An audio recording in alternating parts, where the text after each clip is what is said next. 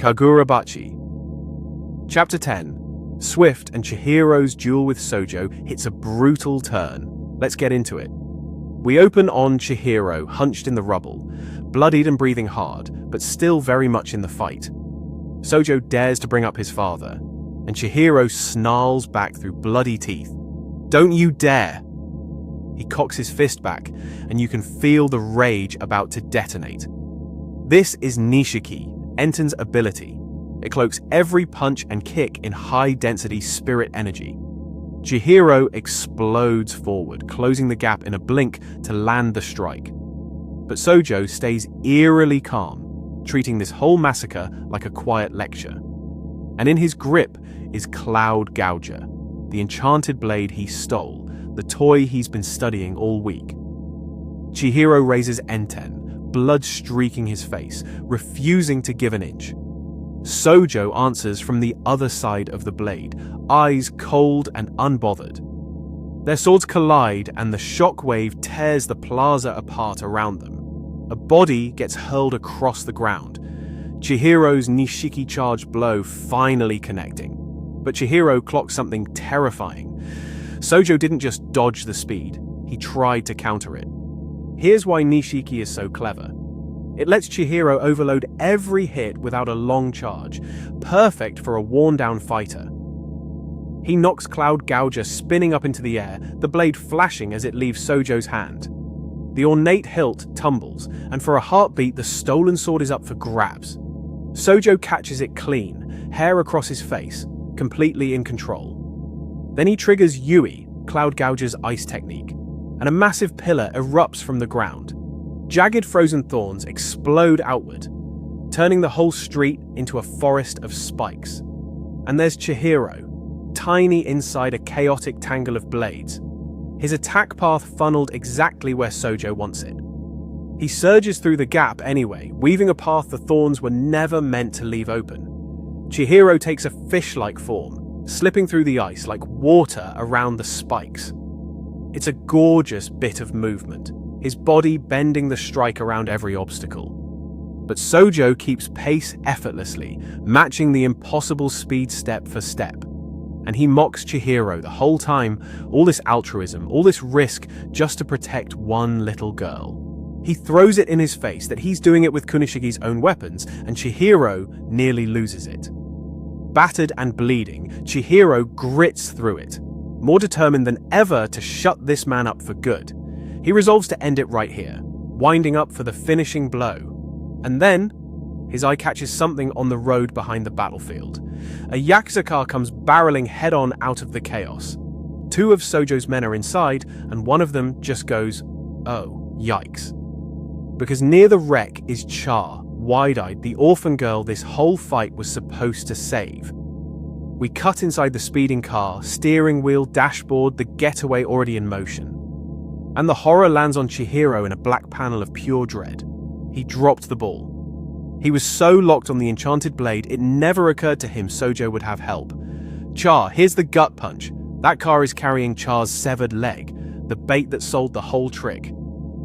Sojo's man gets flung through the debris as Chihiro lunges to stop them.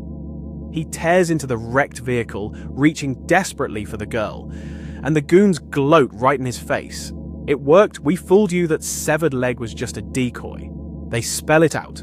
Master Sojo's orders were to use her own regeneration against him, plant a severed limb as the decoy, and grab the real Char mid-duel. One of them just lies there laughing, savoring how perfectly the misdirection worked. Here's why this twist lands so hard. Char regenerates, so a severed leg reads as a body, and Chihiro's own compassion got weaponized against him. Chihiro stands over the downed man, blade in hand, the realization curdling into fury. Every second he spent dueling, Sojo's men were quietly carrying her away.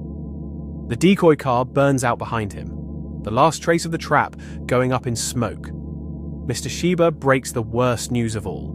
Sojo cast a ko and simply vanished. The black SUV is long gone, the road empty where the real escape happened. We catch up with Sojo's side, and they ask if he's finally mastered the stolen enchanted blade.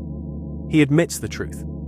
In a real fight, Cloud Gouger is another animal completely, so he sets a chilling goal. He needs to deepen his understanding of the weapon. His men reassure him it's fine. They got their material back, meaning Char, the real prize, is in hand. And Char is recaptured, dragged right back into the nightmare Chihiro swore she'd never return to. Sojo lowers his head, somber, already plotting how to push the blade further. He leaves us on a quiet, ice-cold promise. We need to talk more, and the chapter slams shut on Chihiro's defeat. Next chapter, the fallout begins. Chapter 11. Awaken. The dust settles and a battered Chihiro has to figure out how to get Char back. He pushes himself upright in a tiny, unfamiliar room, every muscle screaming that he's lucky to be alive. Chihiro grimaces, head hanging, the sweat and bandages telling you exactly how hard that fight wrecked him.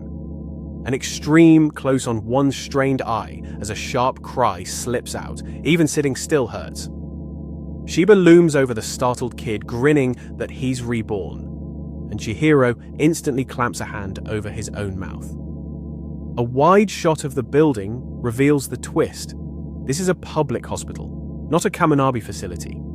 He greets Mr. Shiba and Mr. Azami and immediately asks the only question that matters. Where is everyone? When Chihiro blurts out, "What about Char and Hinao?" the two men just laugh him off. "Relax, kid." A little inset of Char's face floats beside him as they tell him, "Never mind that for now." And here's the relief. Hinao survived well enough to be wolfing down Shiba's grossly coarse chopped apples. Azami leans in close, and the mood shifts from comic relief to the heavy briefing Chihiro actually needs. Chihiro turns half away, listening, bracing himself for whatever they're about to lay on him. They start with the science. A jagged, shattered, crystalline shard fills the panel. This, they explain, is a unique ore the Datanseki discovered back during the war. We cut to Sojo himself lecturing. The spirit energy imbued in the stone multiplies until it's too concentrated for any human body to hold. He smiles that it's the very same principle behind the enchanted blades. And here's the horror of it. Pour that condensed energy into a person and their body simply bursts apart. A dark flashback frames the legend. Kunishige Rokuhira was the only person who ever survived it. Which is why the briefing lands. Sojo wants to use the Datanseki and Char to forge a brand new weapon. Chihiro sits bolt upright at that, the stakes for Char snapping into focus. Azami pauses, eyes meaningful. There's a reason he's not saying where Char is, because we cut to her, Char, kneeling alone in a barred cell with cold light slanting through the bars. Untouched food trays sit on the floor beside her. She isn't eating for her captors. A captor's leg looms as Char crouches by the bars, small and cornered. Then it gets chilling. Technical diagrams float around her as her captors coldly prep her like raw material for the weapon. She's shoved into the bars with a clang, treated like nothing but raw material for the weapon. A hand twists the lock shut on her cage. And here's what gets me, they're caging a child as casually as locking a toolbox. Sojo stands tall and composed over it all, utterly unbothered by what he's doing to her. A close-up of his shadowed face, that faint, sinister smile. This is the man Chihiro has to outrun. Back at the hospital, Chihiro hunches in his gown, pained and seething at his own helplessness. Jaw clenched, tears threatening. The guilt of letting Char get taken is eating him alive. His fist twists into the bedsheet white-knuckled. Shiba sits cross-legged and just watches him quietly, letting the kid feel it. Then Shiba leans in earnestly. There's a plan forming, and Chihiro is at the center of it. Chihiro begs them to tell him everything. Obviously he's in whatever it takes for Char. Their answer: they've quickly assembled a counterforce against Sojo, an elite corps. And nobody on Earth, they admit, knows the enchanted blades better than Chihiro himself. A pleasant-faced young agent introduces himself, all easy smiles. Chihiro just stares back flat and skeptical. He doesn't trust the Kamunabi an inch. Agents crowd his bed, making the pitch. They all work directly for Azami, a good crew, and they understand his hesitation. Patience gone, Chihiro lunges and seizes a glasses-wearing agent by the collar. The agent yelps that they're in a hospital. Keep it down as they grapple. Chihiro glares, pinned and seething, finally forced to dial it back. The agents regroup with an alrighty, let's get down to business and steer it back on track. The bespectacled agent smirks, clearly the brains running this meeting. They reveal they investigated the site the goon told Shiba about, but it was already emptied out. Then the agent needles him. You may be Kunishige Rokuhira's kid, but that doesn't earn you special treatment. And here's the kicker none of them saw coming. Chihiro reacts with a baffled, "What?" He genuinely didn't know no bystander was hurt in that two-blade clash, and the room stares. The agents can't believe it. A battle between two enchanted blades and not one civilian was injured. One recalls the huge flash of lightning before they arrived, Chihiro's own Enten, shielding the whole street. A grinning agent reads him cold. At his core, this kid is hot-blooded, and that's what makes him cool. Chihiro just looks worn and tired, in no mood for their compliments. Then the gut punch. His left arm's muscles are shredded, and he won't be useful for another whole month. Shiba sits beside that heavily wrapped arm, silent, letting the brutal timeline sink in. Chihiro doubles over, clutching the throbbing arm. A month is time Char absolutely does not have. He screams, the pain ripping out of him all at once. Teeth gritted through the agony, his mind locks onto one name, Char. The glasses agent leans in and nails him, a hothead behind a cool facade. Which is exactly why, he says, leaving Chihiro alone is the single most dangerous thing they could do. So here's the deal. They'll go kill Sojo head-on, while Chihiro covertly rescues the kid. The agent turns away, finishing the pitch, knowing he's hooked Chihiro's reckless nature perfectly, and that's the genius of it. They're weaponizing his recklessness instead of fighting it. He calls it a flawless plan, and asks the only thing left to ask, "You in?" Chihiro's face falls into shadow, hair hanging over burning eyes as the resolve hardens. His bandaged hand clenches the sheet. The answer's already decided. And, on the final panel, that determined stare says it all. Shredded arm or not, Chihiro is going to get Char back. Chapter 12. Preparations. Both sides gear up, and the last page flips everything. We open on the Kamunabi's elite anti-cloud Gouger special forces huddled over a plan, confirming Sojo's still doing business and they just need word on his whereabouts. Leading them is the spiky-haired man behind the round glasses, eyes narrowed as he maps out the takedown.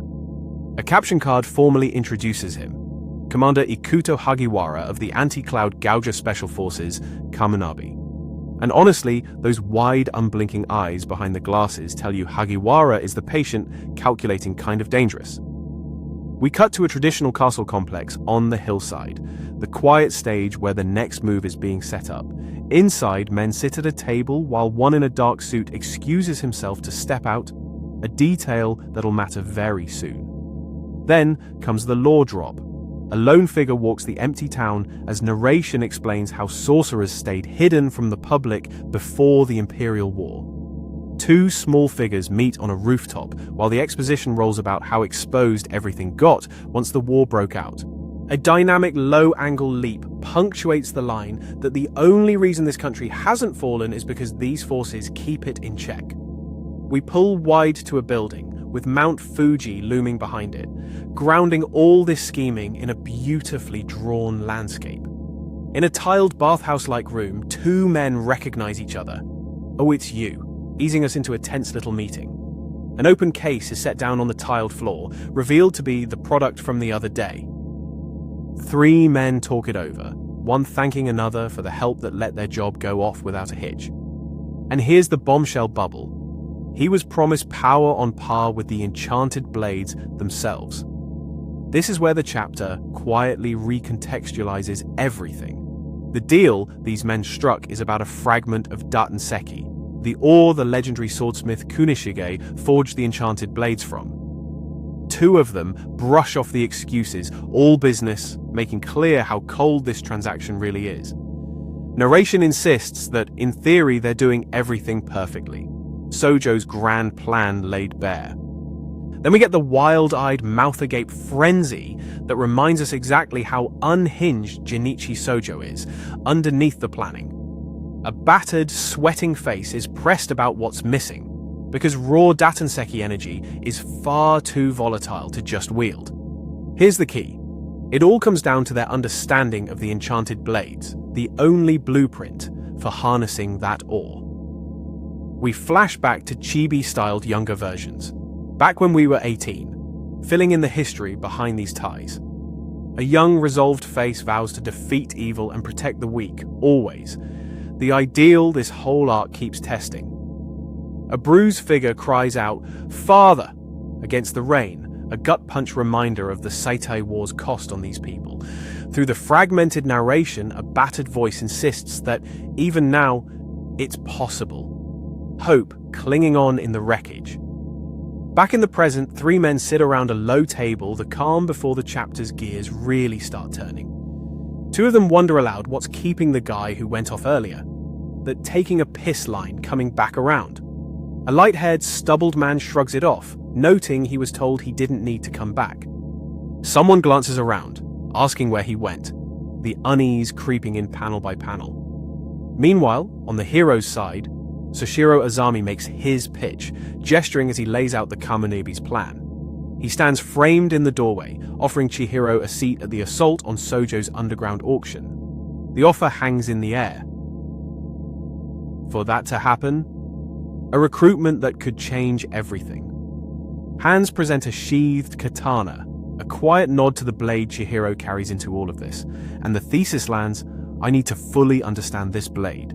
Chihiro's growth and Sojo's scheme circling the same enchanted blades. A wounded man grins through his injuries, muttering that this'll make it easier for Chihiro. He's all warmed up now. Chihiro drops into a low fighting stance in the tiled room, coiled and ready. Then he lunges forward, blade in hand, the warm-up becoming the real thing. We follow his back down the corridor as he advances, momentum building toward the knight's real mission. Narration brands it the perfect warm-up, and it'll all pay off in the chapter's final pages. Here's my take, that Datanseki reveal totally recontextualizes Sojo. He's not just a crime boss, he's chasing the power that built the enchanted blades, which makes him a genuine threat to the whole world Kunishige left behind. And it's chilling once you connect the dots. Sojo's using captive Char's regenerative Kayonagi clan cells to stabilize that volatile ore, treating a person as a component in his experiment. Cut to the separate hideout where Char is actually held, a guard freezes mid-sentence. "Hey, what's that?" as something drifts into frame. It's a small black goldfish-like spirit creature floating toward the guard's table, and longtime readers will feel that callback land perfectly. Then violence erupts. A hand seizes a guard in a sudden, brutal struggle. Ink sprays across the panel as a shadowy figure cuts down two of the three guards in an instant. Down the corridor, the last terrified guard faces a dark silhouette stalking toward him. The figure looms out of the shadow, rain and dread bleeding into the frame as the reveal builds. And there it is. The assailant is Chihiro Rokuhira, who secretly infiltrated to rescue Char, now standing over the last guard as the chapter cuts to be continued. What a way to close out the chapter. 10 to 12 stretch. That goldfish callback rewards anyone who's been paying attention, and the cliffhanger's craft is immaculate. Chihiro's already inside while the Kamonabi are still just planning their assault. Smash subscribe and tell me down below, is Chihiro walking into a trap or about to wreck Sojo's whole operation single-handed?